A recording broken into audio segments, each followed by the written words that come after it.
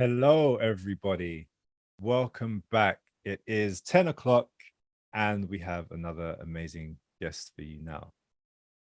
So, before I even introduce our amazing guest today, our first ever guest on the Wire Music Festival, I want to let you see her in action. I think sometimes it's easy to jump in and start talking to someone, but I think it'd be good to see her in action. If you were listening, you're listening very closely, you would have heard some music playing.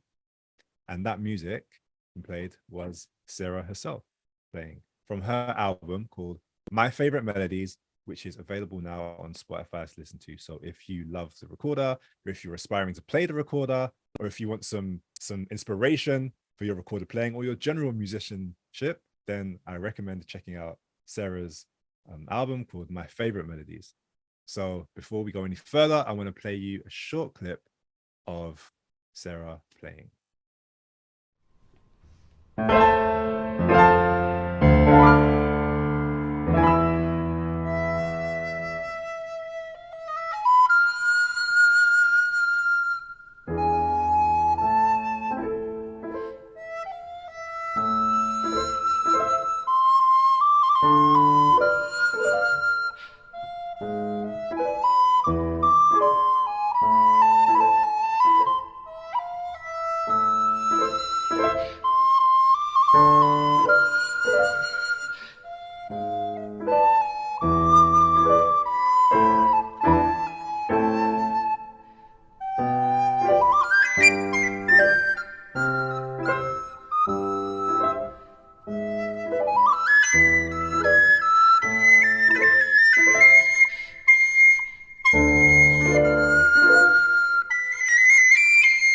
Hi there.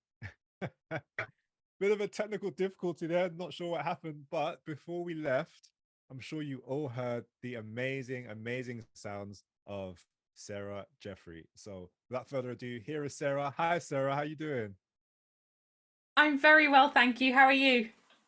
I'm good. I'm really good. We're very honored to have you. Before we get into it, I just want to tell people who you are. So Sarah Jeffery is one of the world's, and we get great people on this festival, okay?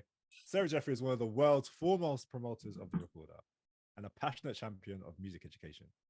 She has been invited to teach and perform worldwide from New Zealand to Brazil and Singapore and throughout Europe, from Romania to Sweden. Sarah has built her popular YouTube channel, Team Recorder, to 100. Are you serious? 190,000 subscribers. Yeah. Wow. Okay.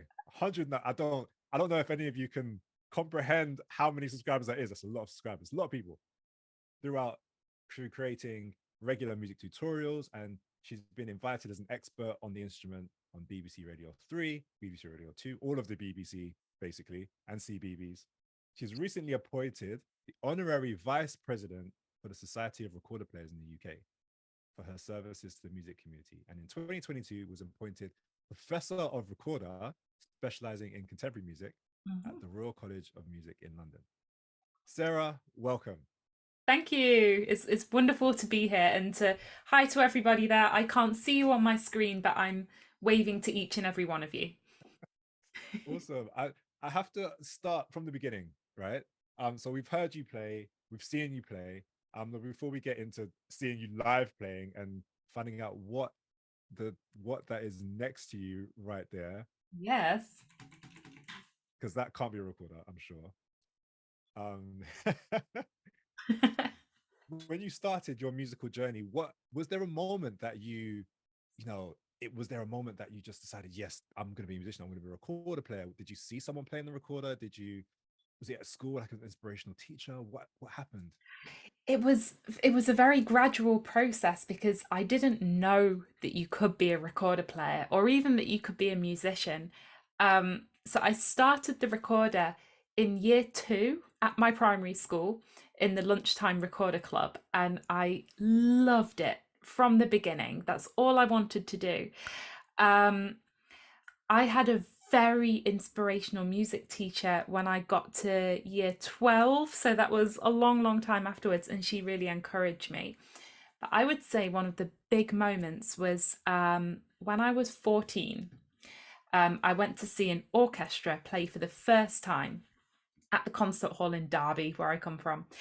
And I was completely mesmerized. These were instruments I'd never seen in real life before. Cellos, bassoons, they were all there playing. And that sound just grabbed me.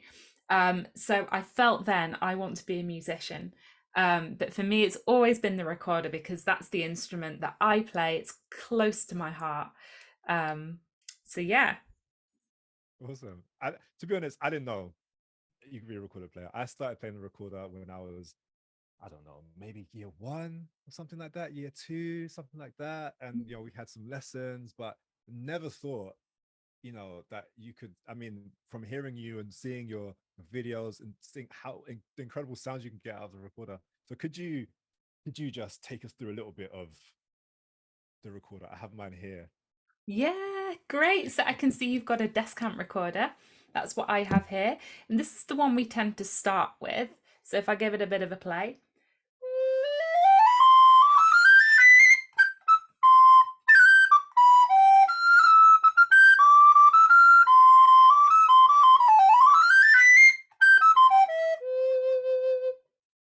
Wow. Yeah, that's the All the sound. appreciation for Sarah. Come on, we can hear you. Don't worry, we can hear you. But the really cool thing about the recorder is that if you can play one, you can play the whole family. Half the size of your descant is the tiny Garkline recorder, and you can see Garkline. it's exactly half. So this is the smallest member of the family. It's 15 centimeters, which is just a bit smaller than my hand.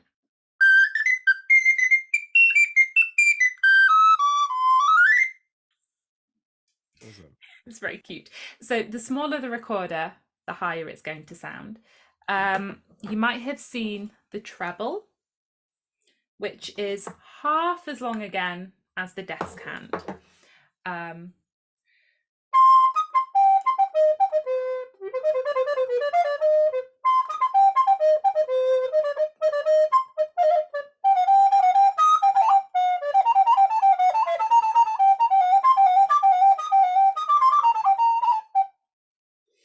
Wow. So this instrument was the solo instrument. The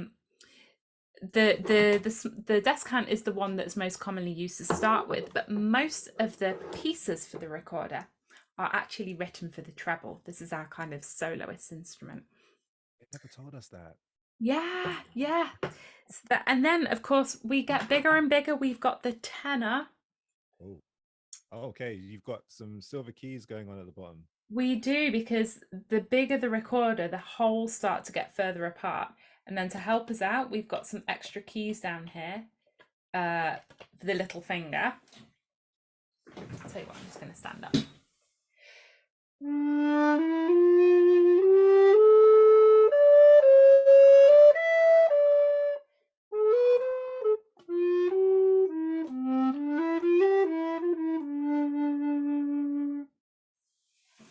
I can really hear the difference. Like you said, the smaller instruments are higher in pitch, and the bigger instruments, we can really hear can you hear the difference out there? Yeah, it's a lovely low sound. And this recorder is the same pitch as the flute or the oboe, if you play other wind instruments. And I could go on and on. Recorders get bigger and bigger. There's lots more in between. I'm just putting my recorder down here, check it doesn't fall over. But over here we do have what we call the contrabass recorder. I'm going to attempt to show you the whole thing. No way. How tall is that? Wow. It's about 5 feet tall. It's a little bit smaller than me. I'm 5'3", so 160 centimeters, I guess. And it's got lots of keys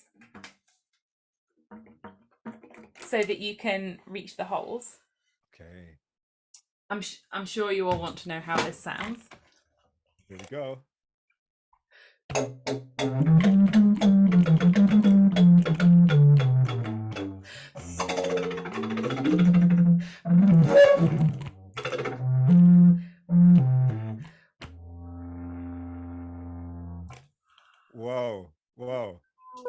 That was really awesome. It's really, really fun. And the coolest thing is, this is only the middle of the kind of, you can see it's square, which gives it its beautiful kind of, yeah, mellow sound. And there's even bigger ones. This is the biggest one I own, but the biggest one of these is 4.8 meters long. 4 point.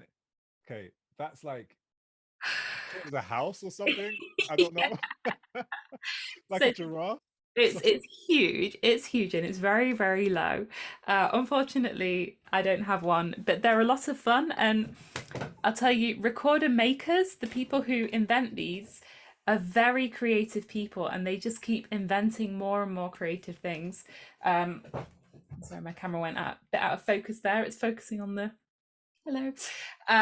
Yeah, so there's always kind of new recorders coming into the world. It's very exciting being a recorder wow. player. Wow, that's amazing. I wonder, could you tell us a little bit about the history of recorder? So, like, do I mean, as professor of recorder, I'm sure you know everything about the recorder. Yeah, so the recorder has existed for centuries. In fact, the oldest flute-like instrument that has been found was made of bone, and it's 40,000 years old. So humans have been playing flute-like instruments for millennia. The recorder as we know it, the oldest one we found was from the 12th century. So coming up to 900 years old. And the coolest thing is that every century, the design of the recorder has really changed. And that means the music written for it has also changed a lot. So we had, for example, in the Tudor period, King Henry VIII was a very enthusiastic recorder player. He composed for the recorder, and he had a collection of 50 recorders that he liked to play. And then the kind of heyday for the recorder, when it was very popular, was the 18th century. So this is around 17 something. And that's when this design of recorder that we know today became really popular. And that's when all the big composers, the classical composers that we think of from that time, like Bach, for example, or Vivaldi, were writing for the instrument. And today, the recorder is really popular. Also in film music, TV music, we've seen the recorder on the soundtrack for The Mandalorian, which is a TV show that came out recently. So it's an instrument with a huge history, and it's played in most styles of music. So it's very versatile.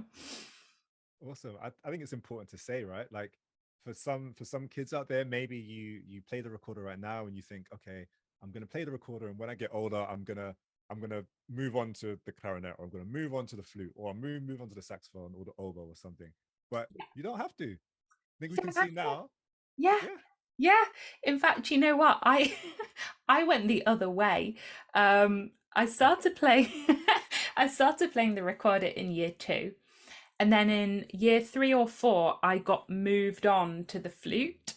And I had flute lessons, and I liked it, but the recorder was my instrument. So eventually I went back, I quit the flute and I said, no, I'm a recorder player.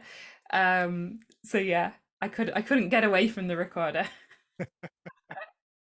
Yeah, it's such an amazing instrument. And like I said, I started to play. I say started to play. I was getting lessons when I was probably about year two as well. Year Mhm. two, year one, year two, something like that. But to be honest with you, I haven't played it in a long, long, long, long time. I was wondering, could you teach me something on this, please? Of course. Live in front of everyone and embarrass me. Of course I can. I can teach you. Where's my recorder? Aha, lost it for a second. So, the recorder, like most woodwind instruments, we have our left hand at the top and the right hand at the bottom.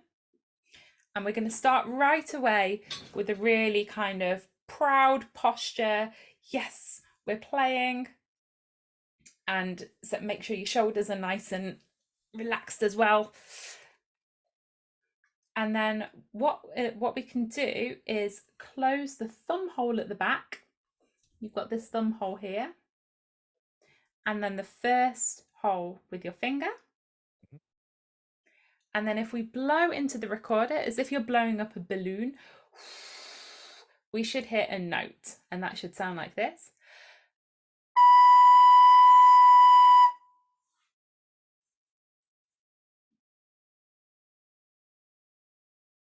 Beautiful. And that is the note B. But what I like to do in my first lessons is start off with a few interesting sounds. So we can start with B, and we're going to play what I call a burble. And that's if you play like this. Okay, let me give it a go. Woohoo! And that's really, I love ending a piece of music like that. Whatever note you end on.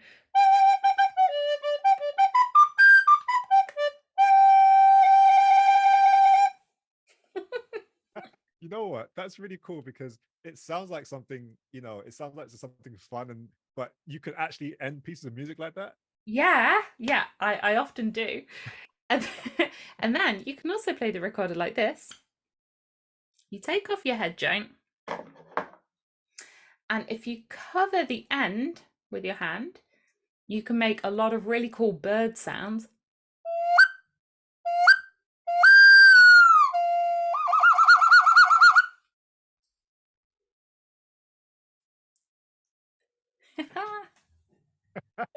Awesome. Great. So when I start teaching a new student, then we spend the first lesson or two kind of just getting to grips with the sound, inventing sounds and characters, and making a whole story.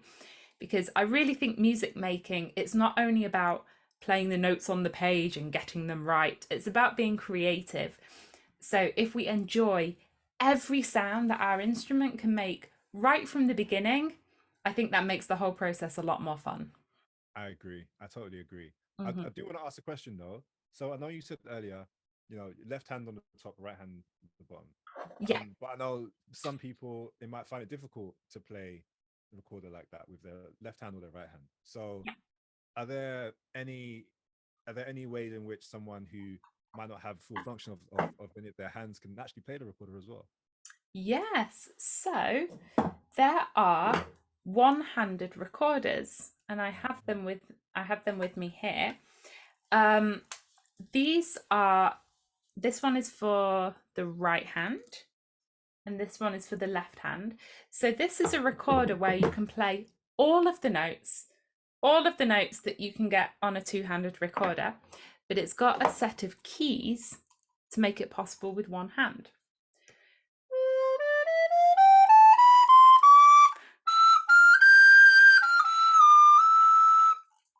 I have to practice a little bit, but that means if you want to play an instrument with one hand, then you can with the right or the left. And these are from a trust in the UK called the One-Handed Musical Instrument Trust. They actually have all different instruments: flutes, clarinets, saxophones, cellos, guitars, violins, um, to make it possible to play with one hand. Awesome. That's so important to know, just in case there's anyone out there who feels like they can't play an instrument because they can't use one or both of their hands. There are options that you have out there. And so now Definitely. we know of some more options. So Yeah, exactly. And you can even rent these. You don't have to buy them straight away. You or your school can get in contact and hire them for a while. So that means that everybody can be included in the music lessons right from the start. awesome. Awesome. That's what we want, everyone to be included Yeah. in all of our music lessons, right? Mhm. So we have a couple of questions that people have put in the chat. If there are any other questions, please feel free to put them in into the question and answer box, and then we'll try and answer them. Yeah. So one of the first questions we have: how do I get lots of subscribers on my YouTube channel? That's a really good question. Um, I would say two things are really important. One is that you have to keep posting regularly.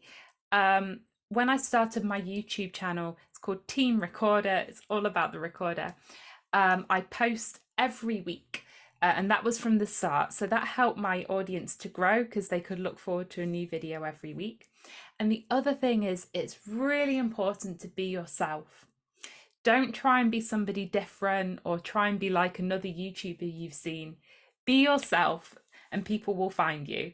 I mean, I have a channel about the recorder, which is a bit of a strange subject, but I love it and I just act like me. And then people seem to like to watch it, which is great.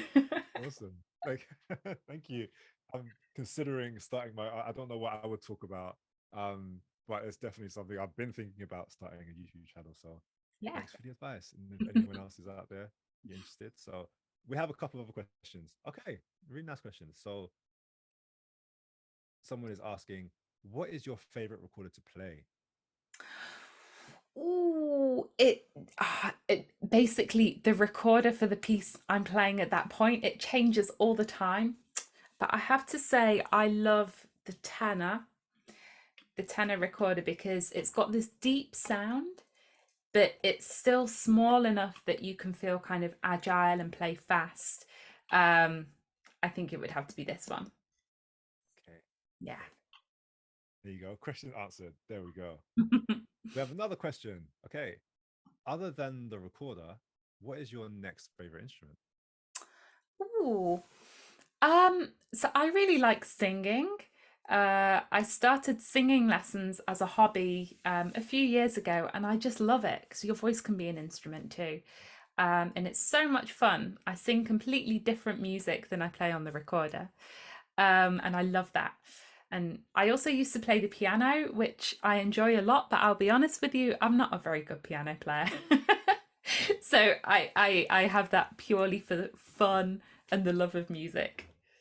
That's an important point, right? Just to Yeah. know it's not always about trying to become a professional musician. It's just like you love to play the piano and you can, play a little bit and do your thing, and there's no pressure, right? Yeah, exactly. Okay, let me see. There's all right, two more questions. One question I think is really interesting. It ties into your YouTube channel a little bit. How much should I spend on a recorder? I remember watching one of your videos where you reviewed a recorder from, is it Lidl? Yeah. Yeah. Which is really fun to see. I love seeing those kind of videos. Yeah. So yeah, question: how much should you spend on a recorder? Um, so it's helpful to know which brand to go for. For your first recorder, you can't go wrong with Yamaha. They do, I mean, they make the head joint for the one-handed recorder, but you can get the whole, yeah, Yamaha. A good starting one in plastic will be about 20 or 30 pounds. And they are really reliable, they're in tune, they're fantastic. So it's not so much about the amount of money you spend, it's about getting a brand that's going to be reliable. Um, then, if you're a professional, you can buy a handmade one that costs a lot of money because someone has sat there with tools and handmade an instrument out of wood, like this one. What's that? This is a double recorder. Okay. Yeah, so you can play two at the same time. Oh, I've got it upside down. Oh, yeah.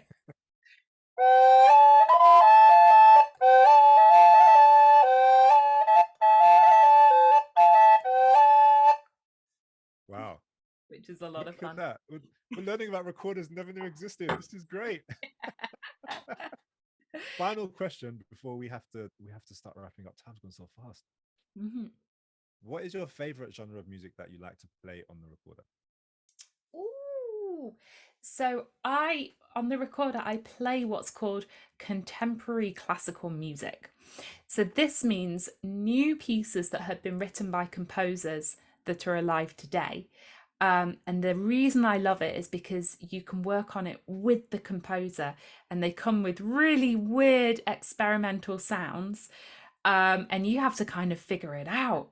So it's like playing music from the future that doesn't exist yet. And I find that so interesting and exciting.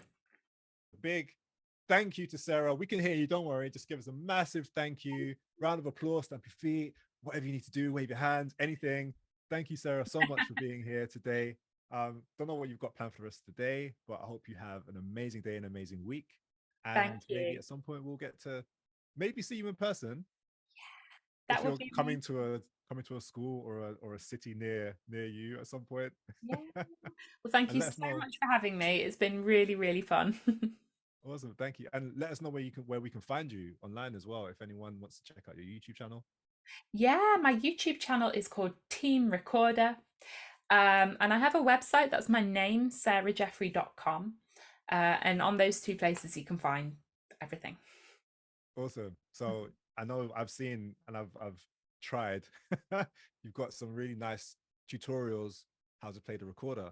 So if you're an absolute beginner, you can go on Sarah's YouTube channel and she'll teach you online, which is amazing. Look at Um, technology. Thank All right. So you you, take care of everyone. yourself and You too. everyone else. Have a wonderful day. Thank you. And everyone else, if you want to stay, we're going to put some music on until 11 o'clock where there'll be another amazing guest. Thank you. Brilliant. Bye. Bye.